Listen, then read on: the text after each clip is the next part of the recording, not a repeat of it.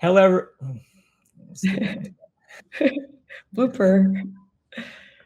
hello, everyone. Welcome to another episode of the Because Football Podcast. This is your host, Andrew. This is my ninth take of this intro. I don't know what's wrong with me this morning, but we're so happy you're here. We've got Monica Rojas, Head of Community and Communications at Plei, a pickup soccer platform operating in 28 regions across the country, bringing people together, creating community and connection. Monica has a career not only as a former soccer player, but she's worked in creating this community, building communities in tech and crypto, but as a lifelong soccer player and fan. She's so excited about what Plei is doing. We're excited to talk to her. First of all, Monica, welcome to the podcast. Awesome. Thank you so much, Andrew. I'm excited to be here because football has done an amazing job showcasing the different emotions and capturing why we love soccer so much. So thank you for having me. Thank you for doing your research and checking us out and being with us. We appreciate that. The way I like to start all these to get to know you and a little bit of your background here is what's your earliest memory of soccer? So my earliest memory would be when my dad was my soccer coach. So when I was younger, I was not that good at soccer. Like to give you context, one of the other coaches actually would put me in goal, and I'm like super short, just to avoid having me on the fields. So for me, it was more of like, okay, like my dad got me into the game, and despite me being bad, he was able to support me to eventually where I ended up playing soccer in college. So for me, it's like the earliest memory is still such a core memory of who I became today. The greatest comeback story from getting put in goalie as 5, 6 year old, and then playing collegiately at a high level, and now being a part of building the community in the game. That's awesome. Yeah. Yeah. I have a like my comeback story is crazy. Like I came back a few times. Like even in high school, yeah, I was not that great. Or like my early years. And I mean, that's why I actually fell in love with playing, right? And that's why I still think soccer so much for not just now my career, but also like teaching me that even if you're bad at something, if you persevere, if you have a positive attitude, your life can change. 100%. And so from those comeback stories as a player, now you've had a diverse career working in a couple of different industries, but now I've been with Plei and being a part of that, head of community communications. So tell us a little bit about Plei and kind of how you got involved with the company. Yes. So before I ended up working at Plei, I was actually a Play app user, right? So at my last job, I it was a startup, so I was constantly working, and I didn't really have a chance to play soccer as much. So I downloaded the Play app, and I would go to these games where essentially it was the only time I was able to be present, but also I was not asked that question because, I'm a community builder. So anytime I go into a room, the first thing someone will ask me is like, what do you do for work? So I just show up to this field. Literally, there's like a 19-year-old who just moved here from Cuba. And then we have a grown man who's playing like goalie and defense and telling everyone what to do. And everyone's just having a good time and not looking at me from like, oh, Monica, the community manager. It's like, this girl who's just playing soccer with us. So Monica, the right winger. Yeah. Or yeah. whatever it is. Well, I'm actually a centerman. Okay. I'm kidding. But like, The center. yes. I'm like, by the way, I'm not fast. I'm just quick. So putting me at right winger would definitely hurt the whole team. But Who wants to be doing all that running anyway? That's yeah. a tough. Yeah. But yeah, so I ended up loving the app, and I would like transparently, I don't have a car, so I would literally Uber to the fields and then Uber back just because I love playing so much. And I ran into the co-founder, Sebastian. Play was founded in Miami, and I was like, "Hey, like what's your community strategy?" And he's like, "I don't have one yet." I'm like, "Okay, well I'd love to help you." So I volunteered my time and I helped him throw a Champions League final watch party that ended up bringing out 200 community members from Play. Well, I started working part time and then eventually full time. And here I am today, head of community and communications. Yeah. And you guys you kind of have the technology piece to allow everybody to communicate and like find a game. That was something that I ran into a lot as Mm, traveling around the world this past year or so. Was like some places pretty easy to find a game, or they did have an app, somewhat like a Play, right? There was some kind of mm, infrastructure. A lot of places still didn't have that, and I've even seen that around the U.S. That there's so much need. And I think you guys at this point are what 28 regions, cities mhm, around the country, so really start to make that impact. So there's the technological piece, but then kind of that mission and the values of you know connecting people and that being that key part of community. I want to go back briefly to that watch party you mentioned that you kind of just volunteered for and said, hey, like, let's just kind of see what we can do here. That obviously you did a great job and developed there. But you said 200 players, which is a pretty amazing turnout for a first time event, right? And even the Champions League final being a big draw. Also, to your point of walking the walk, seeing that some of those other sponsors and partners came from that because they shared that values and probably was a great event. But when you think about creating that community, specifically in person, what are some things that are important to you? What are some things that you think in mind are like, hey, we got to do these things right, and then people will come? And what does that look like? yeah, so I see it more as like an art, right? Like when you're building community, every game or event looks different, but I feel really true to like how I make people feel at my events, right? Mm, So I proactively will talk to people anytime I'm hosting an event. And like once you get to know me, you'll know this. I always send personal invites. So I'll invite people that I think would enjoy it, right? Because at the end of the day, it's like I want people that I trust that are in my circle, or I want to get to mm, know they're maintaining the vibes while I'm off, on the mic or getting jerseys for people or even taking out exactly. the trash. Yeah. So that's really important. It's like making people feel welcome and like, hey, like this isn't as scary because some people go to events alone, and I know that's kind of intimidating, especially if you're in a new city, right? Because as you know, like we're a country of immigrants, so a lot of people are traveling and moving around, or even sometimes they just don't go out as often. And then the other thing that's really important for me is figuring out, okay, like who could we partner with that could bring value, right? So we've done an event with La Liga that went really well just because La Liga, obviously, everyone knows La Liga. Sure. So Mhm. they do their job of bringing, some sort of legend or, um, you know, partnering with them builds trust as well, especially if there are people that haven't heard of Play.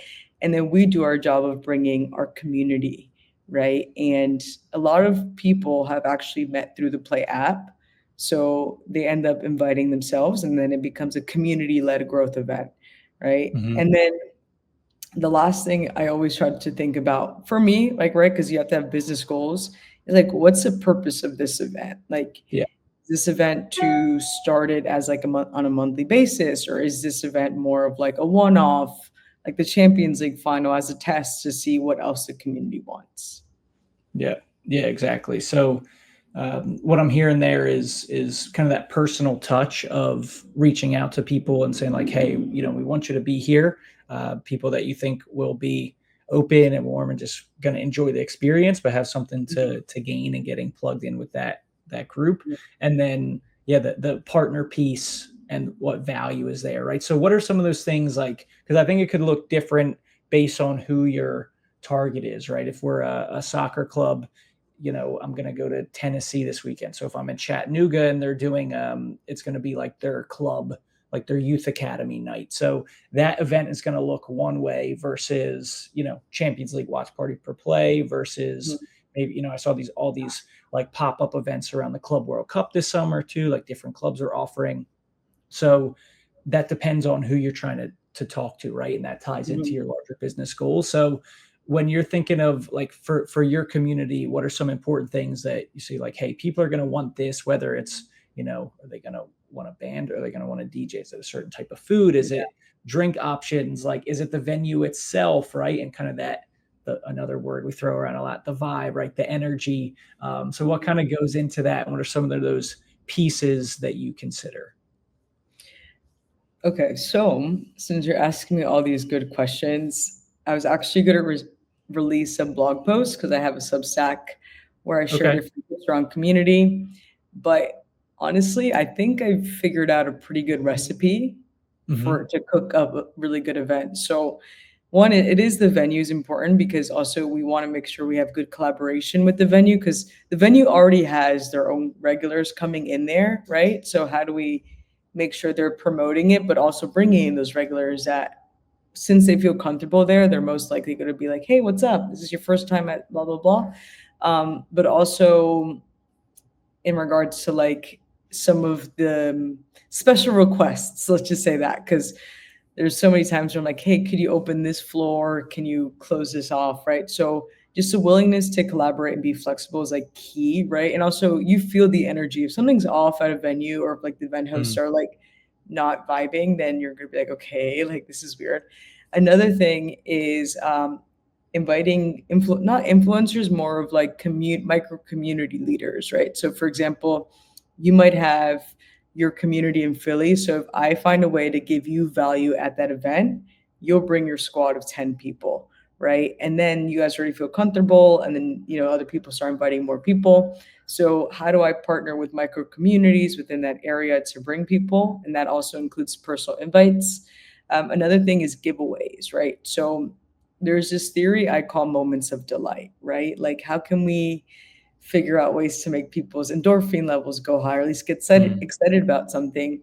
And truthfully, like we're always trying to get back to our childhood. Like everything we do, whether it's 100%. competing on Yeah. the soccer field or like experience the emotions through going to these soccer games, we all want to be children. So I try to do like little activities. So like for example, at one of our last watch parties, we did a juggling competition, and this one guy ended up going first, and he did 500. And I thought that was hilarious because I'm You like, guys were all there. Everybody's, like, waiting. Like, I know, like literally, I was like, oh my god, like you could have just 250 would have been great, yeah. like 500. So we had that. So when was the last time a grown man did a juggling competition? Probably never. Um, we also do a strategy where we'll partner with somebody who could like give us some giveaways. So for this Club World Cup watch party series, or we actually call it the Summer Watch Party series because we weren't Okay. associated with the actual Club World Cup, but we invited Delta to give out some flight credits. So at every event, we would do $500 flight giveaways. So that Take means that. four I'll do a people. juggling competition for that. I'm What sure a was lot that? of our I do a juggling competition for $500 in flight credits that'll cover Yeah. one of your World Cup trips or a nice little vacation away for the week. Yeah. Yeah, honestly, it's about creating perks, right, for the people that are there. So that's something else that we did. And then truthfully, when it comes to music, right, I always try to read the room. So obviously we're there for a watch party, then a band would just be like distraction, but also a DJ would only be useful before the game or Mm. after. So I always keep that in mind. And like sometimes I'm like, I could just create my own playlist and, Yeah. you know, Yeah. figure out like change the vibes based on like the people that start arriving. Oh, and then I always give people the mic. That's something I love to do. Just because like I'll give you an example for the Champions League final this year, we also threw a watch party, and the PSG fan group always goes to that one bar. Mm. So we ended up doing like obviously I don't speak French. We gave the mic to one of the fan group leaders, and then they did their whole chant in French, and Okay. then next thing you know, everyone is screaming and singing the same song, which created something that I can't plan for, Mm. right? But if we never had that freedom of like, hey, like letting go, like giving other people the spotlight, those moments wouldn't be created. So Yeah. yeah, these are some of like my tips, and then also always figure out ways to drive people there, right? Because giveaways, like you'll see this through Play. It's like we always try to like give either free swag or redeem a beer if you're over 21. $500 giveaway for flights, Play game credits, just because we want them to feel like they're special. Yeah.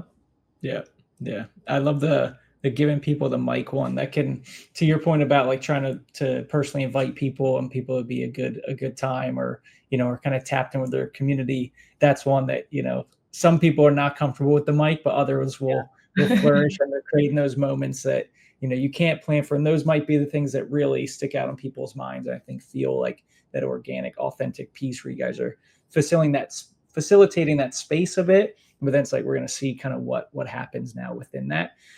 You have a soccer background. You've played at collegiate level.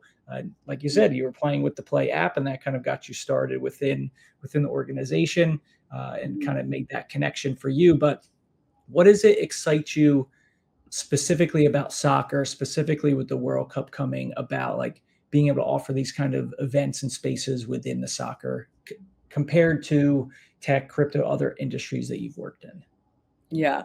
So I'm so biased, like Of being course, as am knowing I, the right? yeah, yeah, you too. I mean, this is completely biased, but knowing the game is such a privilege, right? Like the game itself, like changed my life. Like, like Andrew, can you believe that literally one ball? I wish I had a ball here, but one ball has the effect to like change billions of lives. Like that does Yeah. not make sense in my mind. Like It's not a logical thing. No. have you ever thought of that?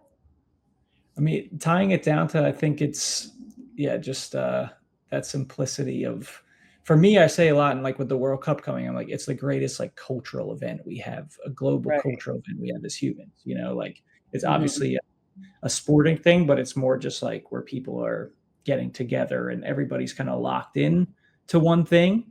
And Mhm. it's also, I think I talk about this a lot too, like all cultures have their food, right? Which is, you're a big traveler. That's the best part of traveling for me, is the food.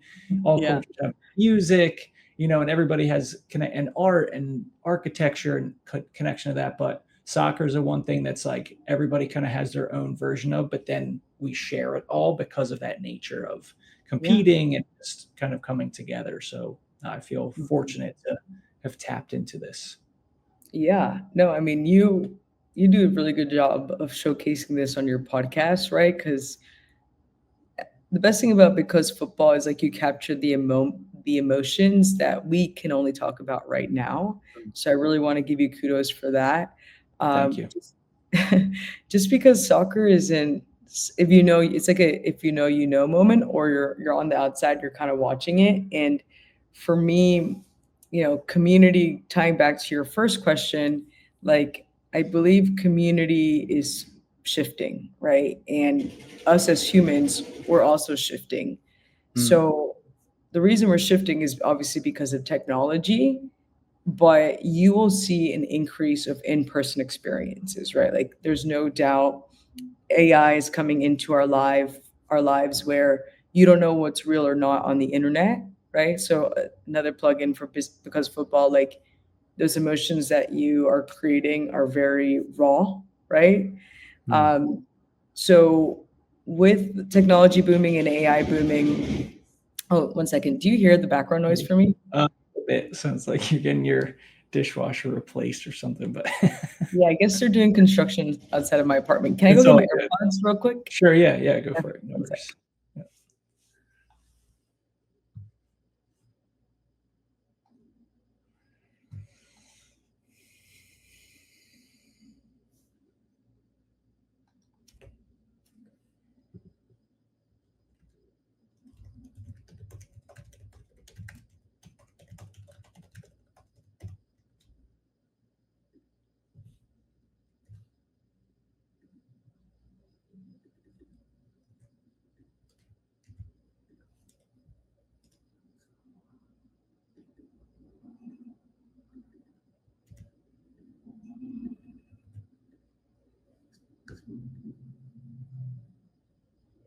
No worries.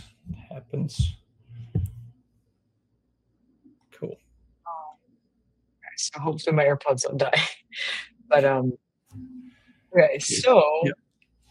So so what was I saying? Yeah. I'm trying to remember too. I think it was around, I mean, we're talking about just how the game does so much for people, and just kind of like simply like a ball that connects us. But I think my larger question was like, what excites you about being in the space, And what do Mhm. you think soccer has to offer, when it comes to these events? And also, like, for brands, I think where I'm going with this is like for brands to tap into, right? And Mhm. soccer has that ability to bring people together.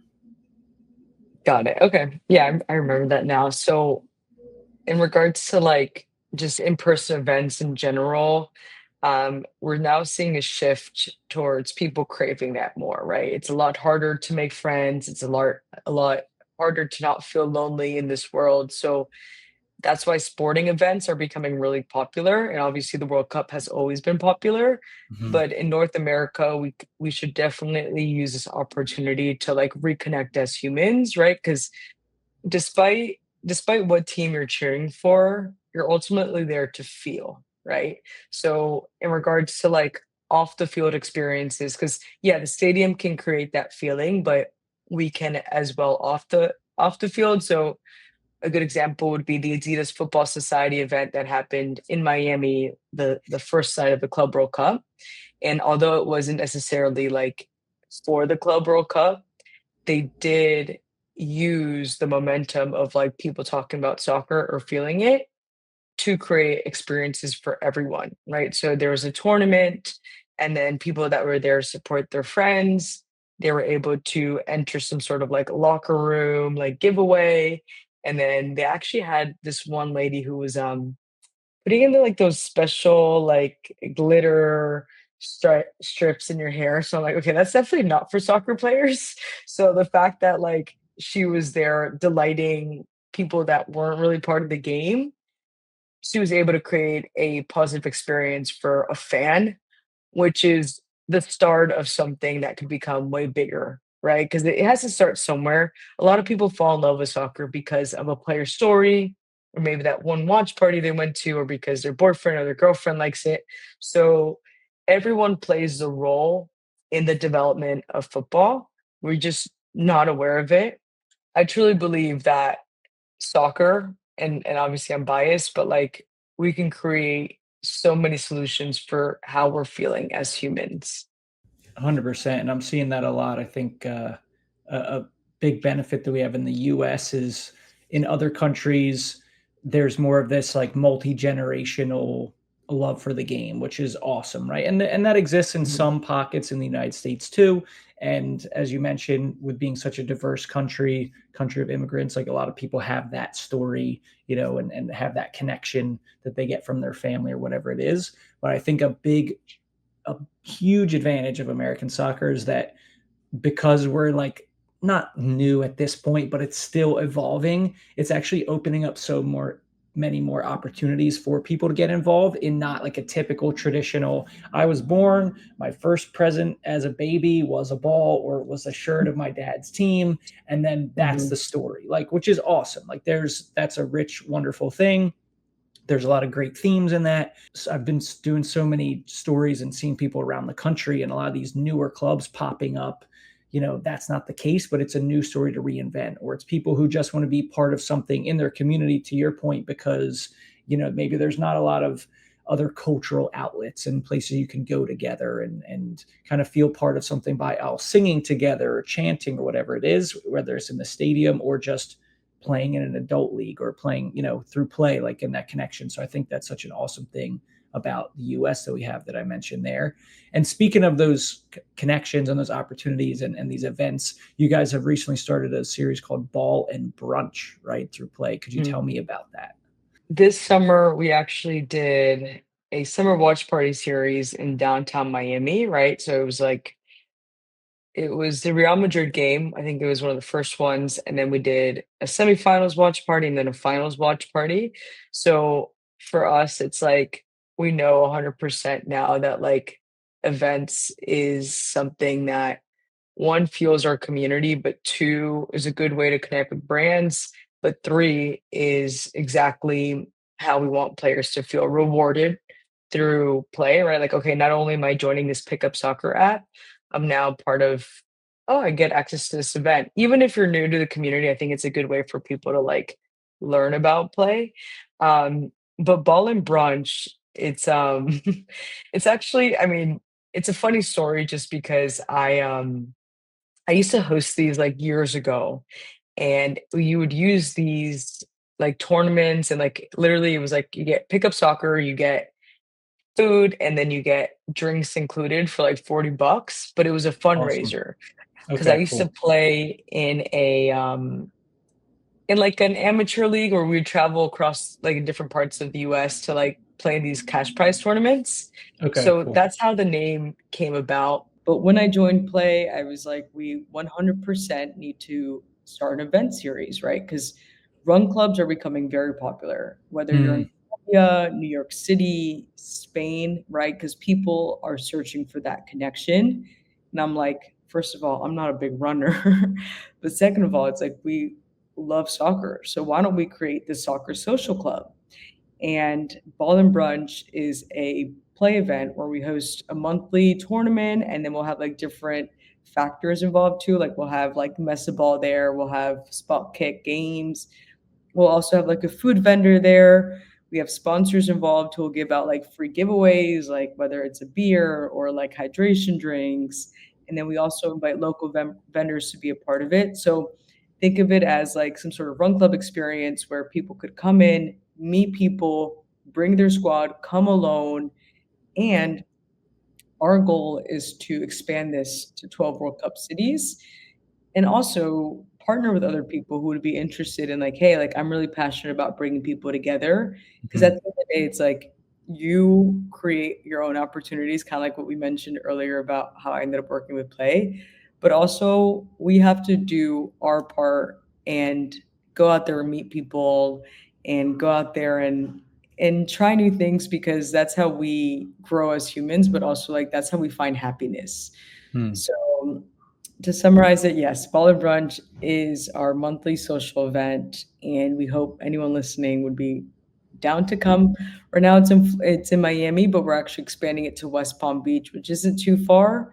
And then slowly but surely, we'll have it in all these major regions. Yeah. Yeah. Well, it's great because it combines two things, football that we love and then brunch, which everybody, if they don't, should love, and bringing that together. So it's a great sweet spot. And it's interestingly like sounds like a weekend morning thing, right? Which people Mhm. don't normally have a ton of competition for other things that they're going to do. And I think that's a cool thing about what the game brings as well, whether it's watching games in Europe or coming together to play. It's a great time.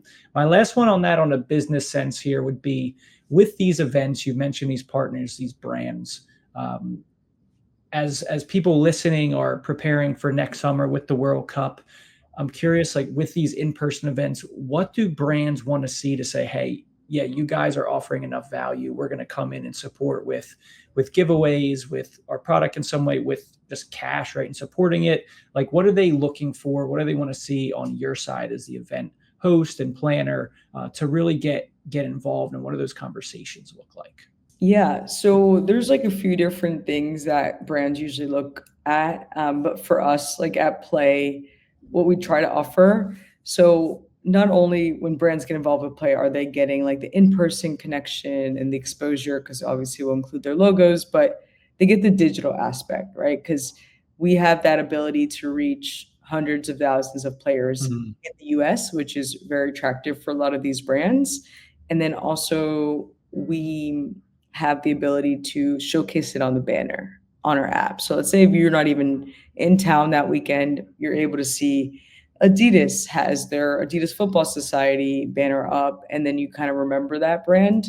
But also, what makes Play really unique is the fact that we can actually bring people in person, right? So yeah, we're an app, and yeah, like we're technology, but like our goal is like, okay, how do we get people off their phones and onto the field, right? So we always try Mhm. to remind our brands like, hey, yes, digital is really, really important for us because you get your reach, but we have this unique ability where you can actually delight them even more on the field, right? So separately from that is the diversity of our players.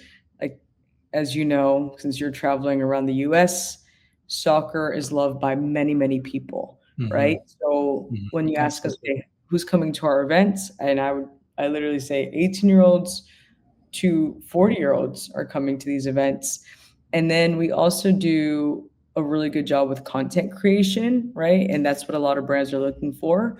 So we try to tap into all these buckets, and then we also have access to like kind of like soccer community leaders. I was gonna say like community content creators, but that's kind of confusing. But it's more of like people that already have that relationship with their niche community or micro Okay. community. Okay. Very cool. Very cool. Awesome. That's it's awesome to see what you guys are doing for people with, again, there's so many layers to be excited about in American soccer right now. And Mhm. obviously this pick up this creative community among people, so many people I've talked to as well.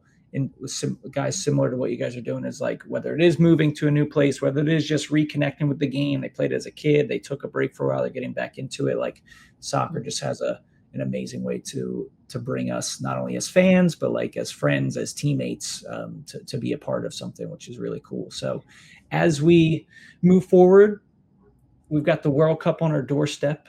Yeah.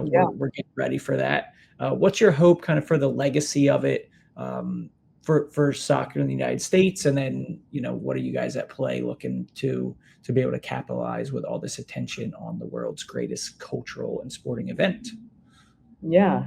So for me, it's more about like understanding what's gonna how the club or I'm sorry, how the World Cup is gonna impact like us, right? Or like people that aren't really fans, but then two, like what's gonna happen after that.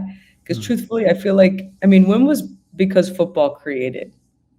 We started the podcast 2023, so it's been like about 2 years. Yeah.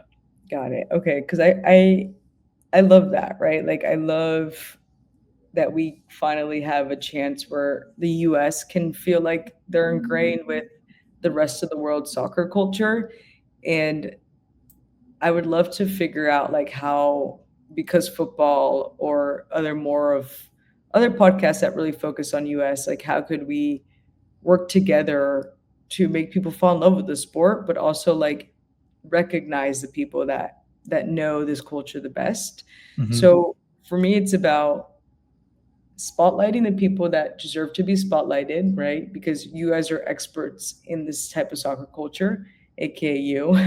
um, Fans who they've seen people play, they haven't really tapped into it, but they're curious. Like, how can we create more experiences for them to like fall in love the way we did? And then post game, right? So all these brands, all these people are coming to the US, and it's not just about one day supporting us and then like, we turn the page and it's like empty, like no one else is there.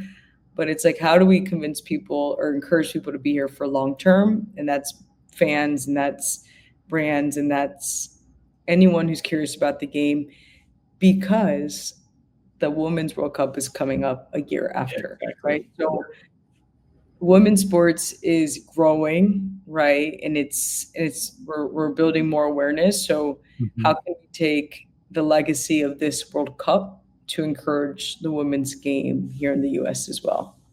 Yeah, no, it's a very exciting time, and to my point earlier of the layers of U.S. soccer, but just in general of these kind of let's call it non-traditional fan like journeys and trajectories and pathways. I think the Mhm. best example of that we find is in the women's game, that it just taps into groups of people that otherwise weren't being really drawn in by the men's game in different ways. And that's the case in the US, but specifically abroad as well. And it's such an exciting thing. So, yeah, I agree. This 2026 summer is going to be like the big bang, right? There's going to be a lot of energy around it, but how can we kind of sustain that on a cultural level and keep people involved and keep the game Yeah. meaningful? So It's an exciting I'm time. curious to know what your plans are for the World Cup.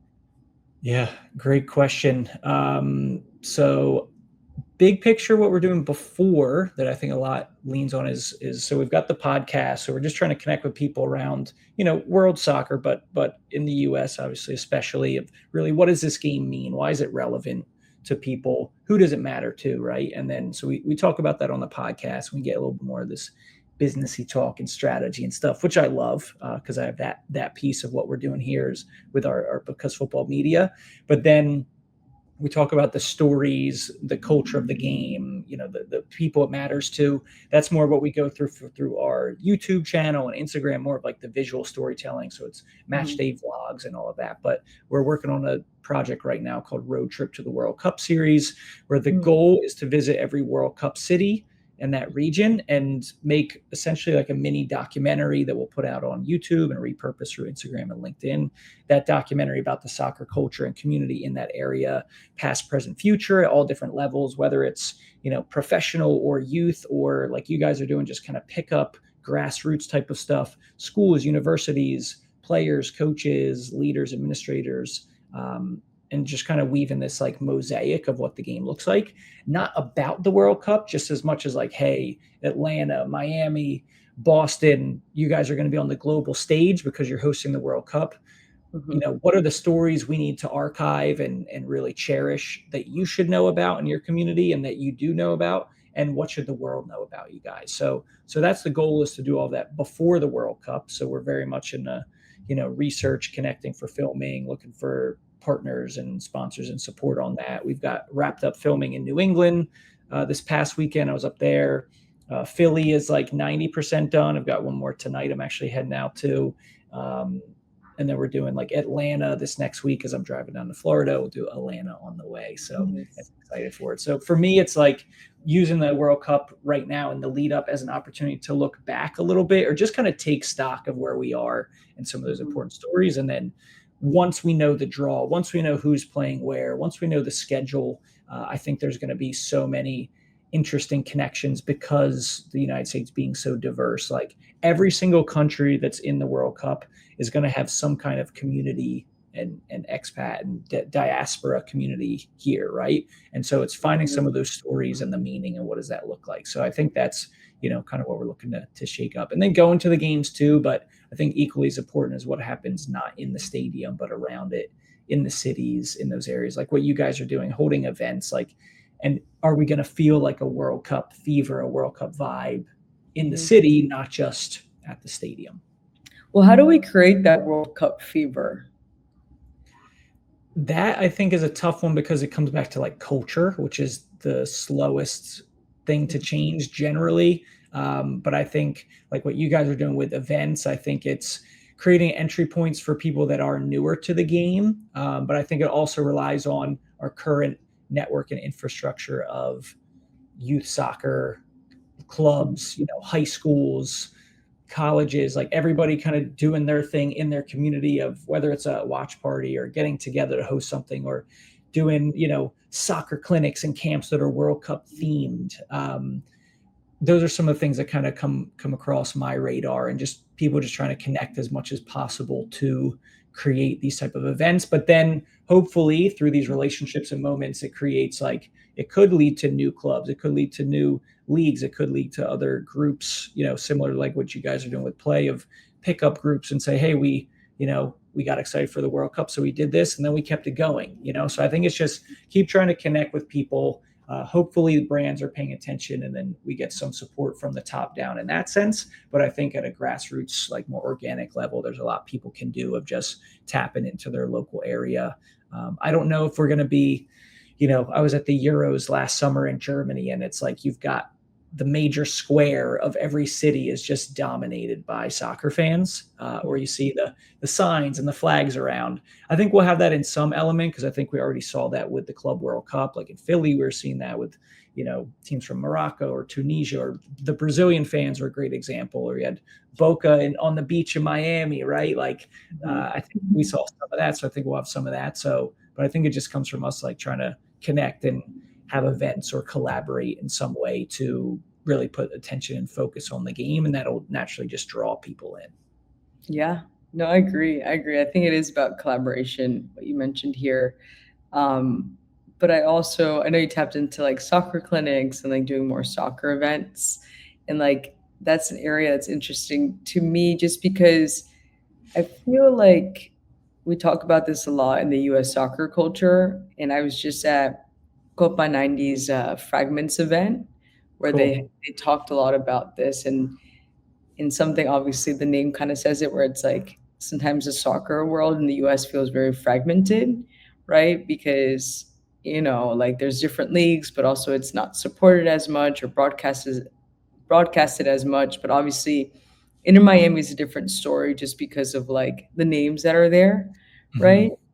But I really think it's about awareness on who's actually here and like how do we work together. So something that we did in South Florida is we launched South Florida Footy Committee, right? So basically, if we're doing anything in soccer, you're working, you're a content creator, we meet once a month just to talk about, okay, what are you working on, how we can support you, Mhm. or we'll do different outings just because it's about awareness, right? So someone from our group, Teddy, who's a founder of Soccer Path, he's hosting a youth World Cup, right? And I know he has some big partners involved for that.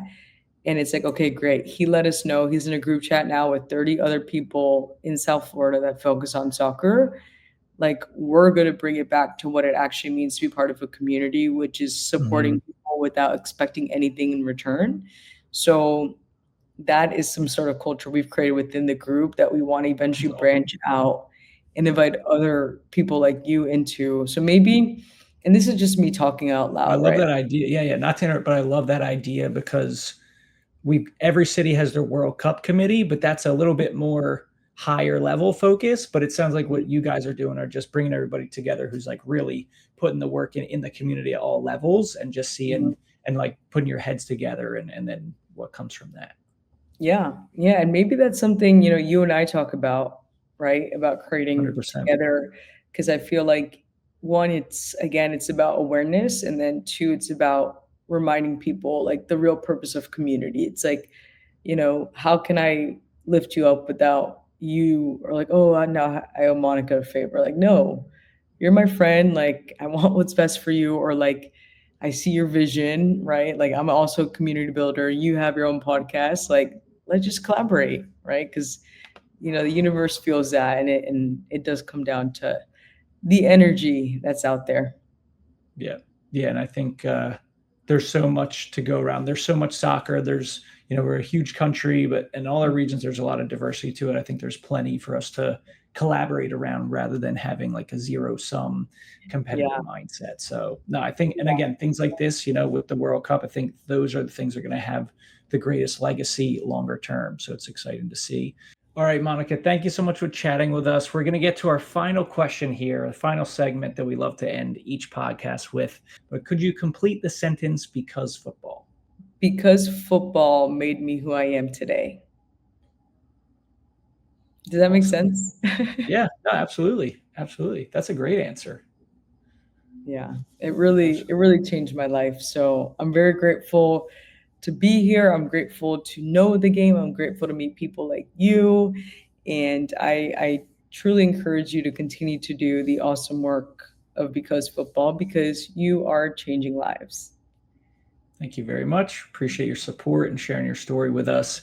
And appreciate everybody listening and watching. For everyone who has been tapping in here with us, Monica, where can we find more info about what you're doing, about Plei, and where should we be following and connecting? Yes. So I highly encourage you to download the Play app, make an account, and you can see all the different games we have in your city.